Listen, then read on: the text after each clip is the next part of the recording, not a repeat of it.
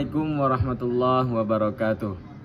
Innal hamdalillah nahmaduhu wa nasta'inuhu wa nastaghfiruh wa na'udzu billahi min syururi anfusina wa min sayyiati a'malina.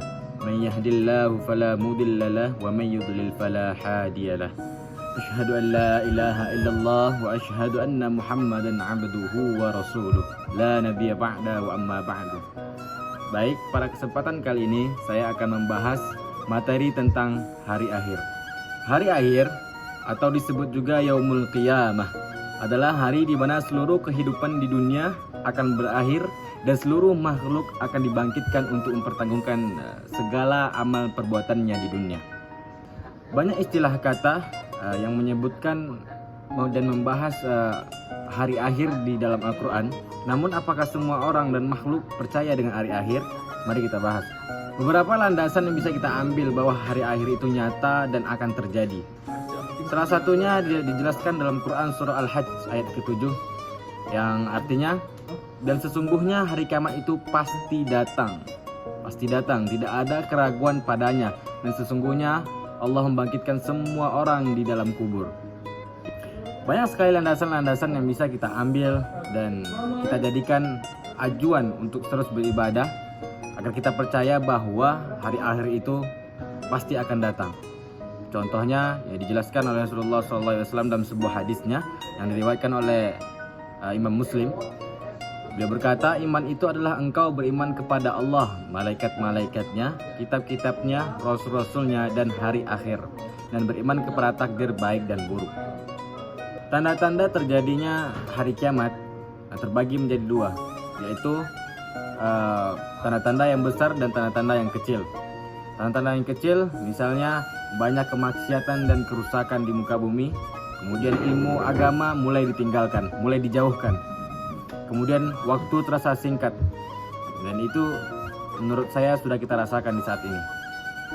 Kemudian banyak fitnah dan kebohongan, sudah wajar, sudah banyak sekali, sampai susah sekali kita ketemukan kejujuran untuk saat ini. Munculnya orang-orang bodoh yang dijadikan pemimpin. Kemudian yang besar, banyak sekali tanda-tanda yang besar yang mungkin teman-teman sudah tahu tapi diabaikan, diacuhkan karena belum terlihat. Contohnya munculnya Dajjal, turunnya Nabi Isa, kemudian keluarnya Ya'juj Ma'juj, terbitnya matahari dari barat, munculnya binatang, para ulama memanggilnya dengan dabbah, dukhon atau asap. Banyak sekali contoh-contoh besar atau tanda-tanda yang diberikan oleh Allah Subhanahu wa taala. Namun bukan untuk kita nantikan, tetapi kita yakini saja bahwa tanda-tanda itu bahwa benar ada dan hari akhir itu akan datang. Teman-teman, sebenarnya untuk mencegah ketakutan tersebut bahwa hari akhir itu datang itu ada solusinya. Meskipun itu akan terjadi dan ricuh sekali dan pasti kita tidak akan sanggup, namun ada cara solusinya, hikmah beriman kepada hari akhir. Solusinya bagaimana? Meningkatkan keimanan dan ketakwaan kita kepada Allah Subhanahu wa taala, karena semakin kita tingkatkan ketakwaan kita kepada Allah, maka segala hal sesuatu yang susah, yang mengerikan tidak lagi terasa takut, tidak lagi ada rasa takut di hati kita. Kemudian kan menjauhkan diri dari perbuatan maksiat. Tentu saja kalau kita sudah dekat sama Allah Subhanahu wa taala, maksiat sudah tidak akan kita lakukan lagi. Maksiat pasti kita akan jauhkan, kita hilangkan dari kehidupan kita. Motivasi untuk berbuat amal soleh.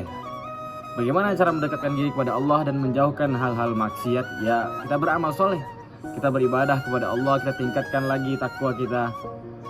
Kemudian menanamkan rasa tanggung jawab dan jujur. Ini susah sekali teman-teman, karena jujur dan tanggung jawab adalah kunci kehidupan. Jika kita jujur, jika kita bertanggung jawab, segala hal yang kita lakukan, segala hal yang kita perbuat, pasti ada jalan keluarnya. Kemudian menjadikan hidup lebih bermakna dan terarah. Nah ini, jika hal-hal ini kita terapkan, meningkatkan takwa kita kepada Allah, menjauhkan maksiat, kemudian memperbanyak amal soleh, tanggung jawab dan jujur, otomatis dan pasti hidup kita akan lebih bermakna dan terarah. Selain itu, kita juga akan tidak takut datangnya akhirat. Namun kita akan takut jika kita Allah wafatkan, Allah berakhirkan di yaumul qiyamah, namun kita ahli maksiat, kita tidak memiliki amal soleh, tidak tanggung jawab dan jujur, tempatnya di mana? Tempatnya di neraka. Baik, mungkin ini saja yang dapat saya sampaikan. Semoga bermanfaat. Wabillahi taufiq wal hidayah. Wassalamualaikum warahmatullahi wabarakatuh.